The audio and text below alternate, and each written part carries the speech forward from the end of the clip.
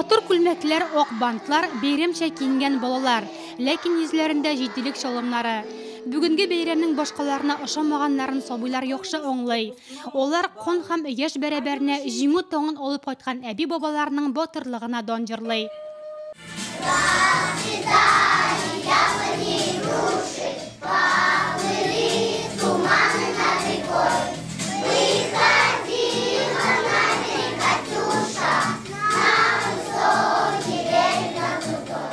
Кызыл чәчәкләр янында үлемсез полк фотосурәтләре.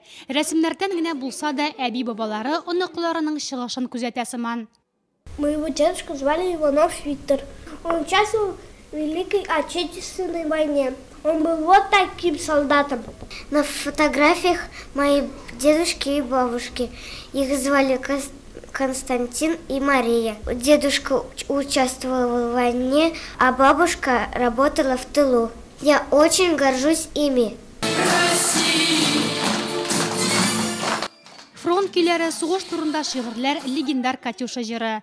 Курку белмәс солдатлар, батыр шәфкать туташлары ролендә бүген сабыйлар үзләре. Ах, война, что ты сделала, подло? Стали тихими наши дворы, наши мальчики головы подняли, повзрослели они до поры. Дорогие мои родные, ночь, дрожит огонек свечи. Вспоминаю уже не впервые, как вы спите на теплой печи в нашей маленькой старой избушке. Что в глухих затерялись лесах, вспоминая поле речушку, вновь и вновь вспоминая вас, мои братья и сестры родные. Бәйрәмнән соң балалар кулларына чәчәкләр тотып мәңгелек һәйкәлгә юл алды.